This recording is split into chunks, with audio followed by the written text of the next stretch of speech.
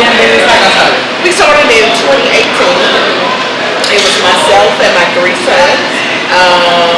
My youngest son, he wanted to first do a future. I was like, no, I can't see that. Because I thought it was like a corny thing.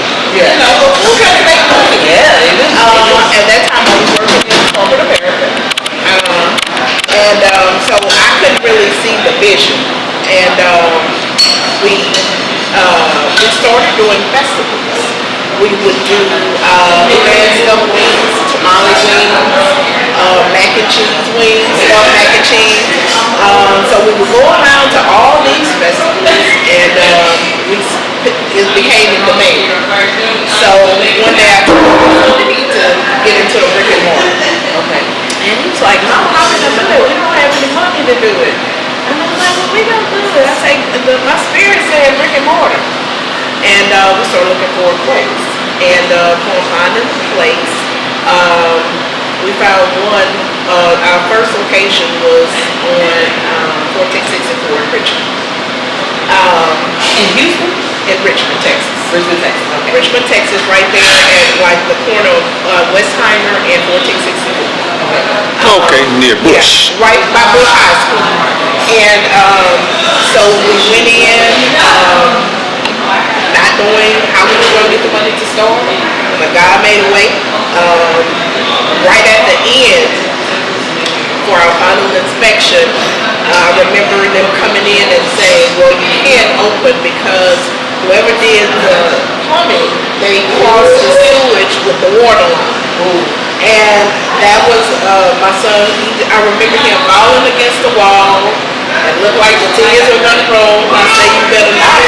Because we had faith with no money to get here. So we have to have faith that we're going to open on time.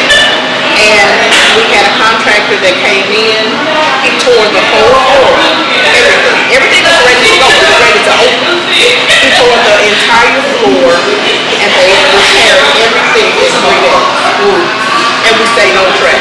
It sounds like this is a preparation for these opportunities. Yeah. And you couldn't wait. We couldn't wait. We couldn't wait. And it was like, I think what I've learned, even in business, is that, and I know that I'm not this super religious person or spiritual person, but I do know that if God's hand is on something, if it's for you, for him, if he's going to open the door, he's the only one that can close it. Right. And in that being said, my corporate job, the first day I opened, I'll never forget, they called me on a Friday, and we had our soft opening on a Friday, and they called me at 3 o'clock that afternoon, and they said, we will call and let you know we're going to let you go. And what corporate job is this? I was working with a mortgage company, okay? And I was doing underwriting, big underwriting. And I was like, okay, because we had been broadcast on Fox News by this time, because we were doing these sandwiches called the Truth Sandwich. That's how we blew up. I mean, all of our followers are authentic. And they blew up. They would be outside around buildings. It was crazy. It was like Everybody trying to get these two samples. yeah, they were trying to get it. Yes. So they was like, well, you're gonna be fine. And I'm like, okay. So all right, but they got the opportunity, and I'm like, oh God, what am I gonna do? You know, my daughter's still young. Everybody's still in school. So what my daughter was and my grandson, because we have custody of him. So this was back in 2018, 2019, and I remember the very first night we opened. My daughter said, Mom, there's 2 gentlemen inside for you. And I was like, okay. So I go in and I'm like, who are they? She said, I don't know. And I go to the front, and it was my supervisor that fired me. Coming to eat for lunch. No, for dinner. For the night. Oh my God. And I weed people, and I said, y'all just added insult to injury. I said, but it's okay. I'm so happy. He said, you're going to be fine. He said, and I wish you the best of everything. And you know what? From that point on, I never looked back. I never looked back. I just had the faith to believe that God, he was going to do whatever it was he was going to do. Did they leave a tip for this. Usual story when faith meets opportunity and you step out on it, you know, starting out with your kids. What some of the, once you got in business, what's some of the biggest myths that you cracked? Oh, the Being a biggest, restaurant. that it was easy. It's not easy. And people think that just because you have a business that you're going to come in and that you're going to make all this ton of money, but they don't realize that everything is accountable. Yeah. I mean, the biggest thing is people think because you're in business that you have tons and tons of money and things are just going to flow so easily, and because you're doing this that you have that. But the thing about it is, although there are perks to owning your own business, there are hardships too. I mean, especially in the restaurant industry, I mean, you have to have the right ability because you're dealing with customers, and especially a minority business.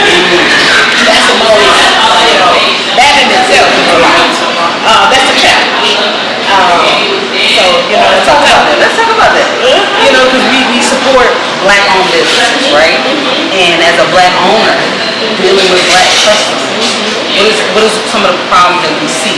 Like, I was on Isaiah Carey's show, it was about a month ago, and I talked about being a black-owned business and how, it has its perks and then it has its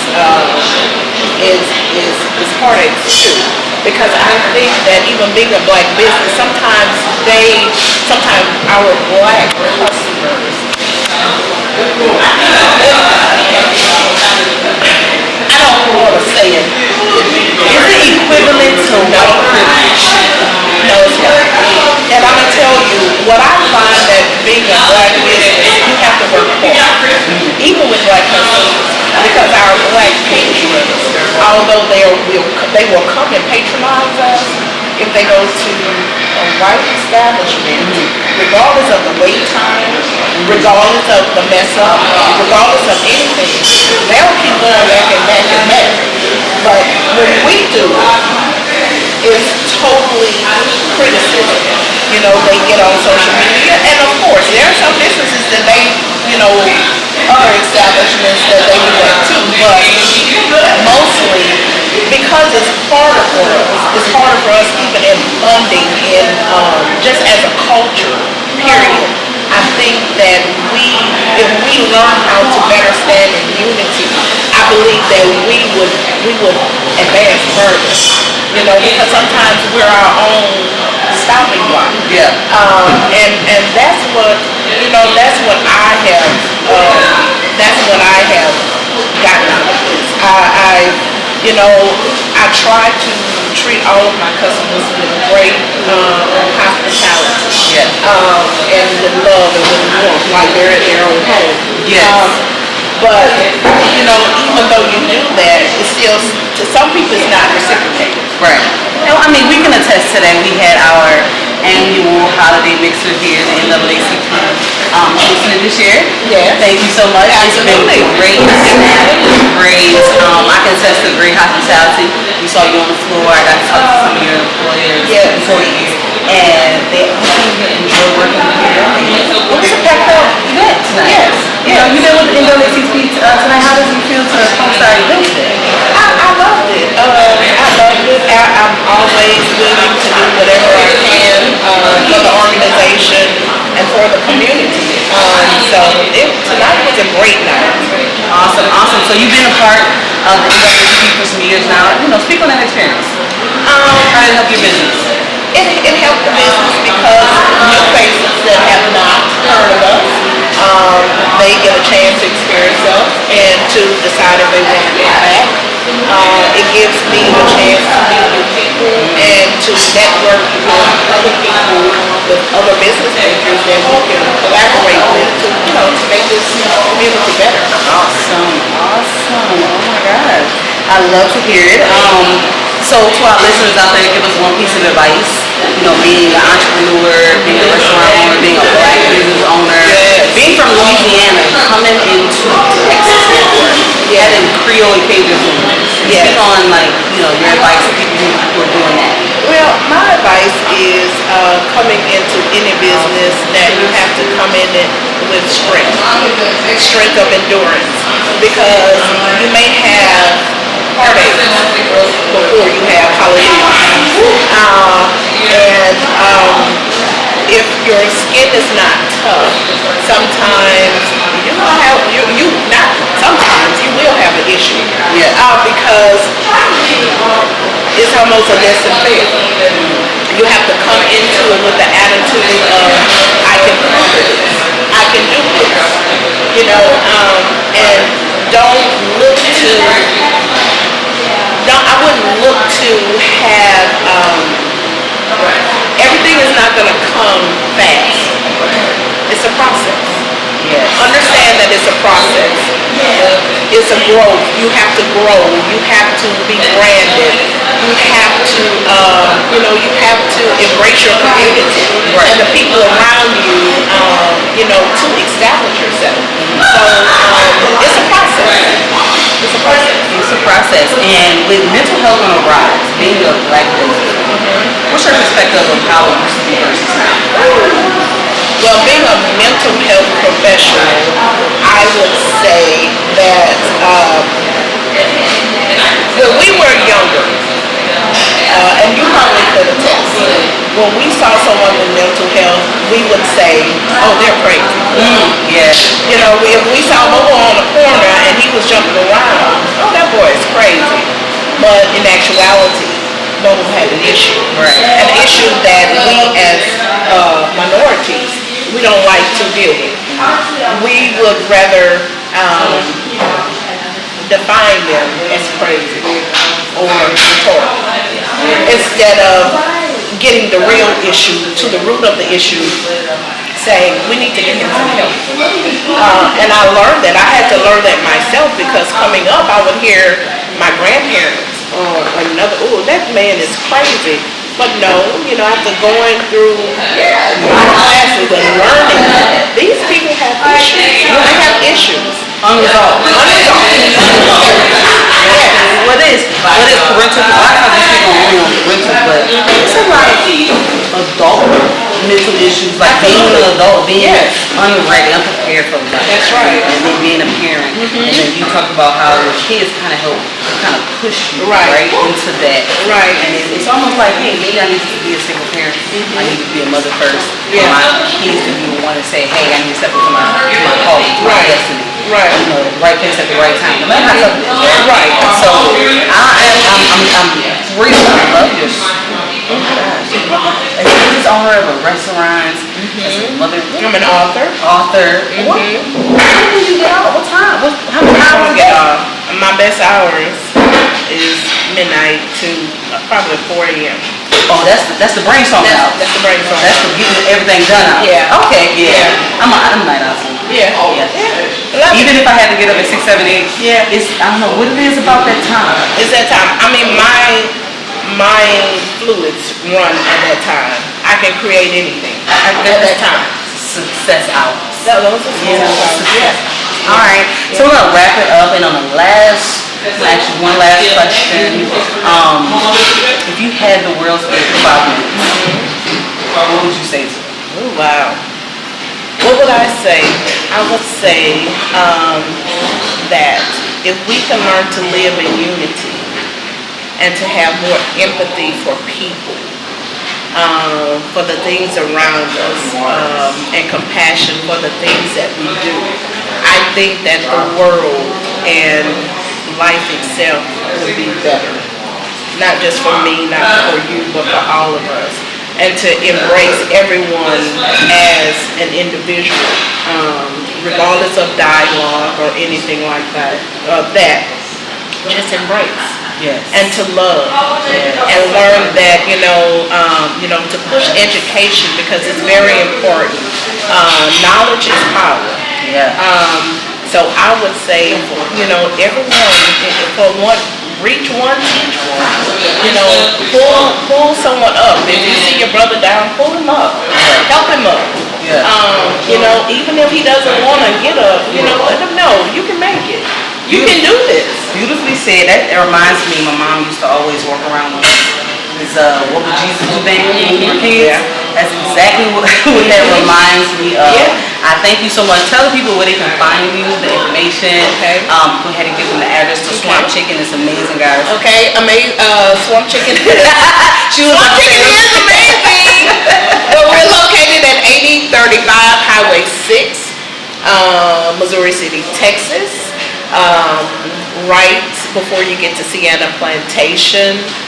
We would love to see you, and we will welcome you with open arms. Is there any more locations? Not yet. Oh, stay tuned. That means we have a pending. Yeah, we have All a right. Well, I pending. thank you so much. Absolutely. You know, What's your IG? What's the IG? The IG is Swamp Chicken _HTX. Swamp Chicken _HTX. That is Houston, Yes. Texas. If you don't know. Yes. So, Yes. do you have any locations? You didn't start locations in Baton Rouge. No, we're going back to Baton Rouge. We didn't start. My son, he branched off. He has 2 locations in the Galleria, Pray Houston and the Honey Hole. Ray Houston Yes, and the Honey Hole. Yes. And that's another family-owned business. It's another family But business. this is the baby. This is our baby. This was your birthday. This is what birthed everything else. Okay. Yes. Yes, I absolutely love it. Well, thank you. I enjoy talking to you guys. Thank you. And I stand so much for having me. Gerald. Oh, do we? What she say? Okay, there's one NAACP member. She loves Chef G. So, Chef G, killer crab, absolutely. Catering, we do catering. And we do have a parent company. It's called Mason and Company Hospitality. It's a one-house shop, and it does everything. So it's a parent over the restaurants. We do catering. We help small businesses to get into the restaurant business. We help curate menus. So we do a lot under that umbrella. Yes. Oh yes, I love it. Started from just a thought, an idea, Yeah. and it transpired to all these things. Yeah. I absolutely love it. Yes. Family-owned business.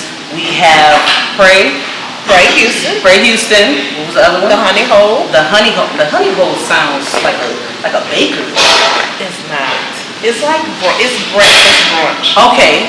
Yeah, it's bougie brunch. Bougie brunch, and that's Yeah. Houston vibes all day. All So day, This is yes. all Texas vibes. Yes. We love good Sunday fun day. So you Yes. guys, again, Yes. Swamp Chicken, Highway 6, 8035. 8035. Yes. 8035 Highway 6, Swamp Chicken. Swamp Chicken. Come check them out. Listen. Boudin stuffed chicken wings. That's all I'm saying. That's all I'm saying. Thank Boudin you. stuffed chicken wings.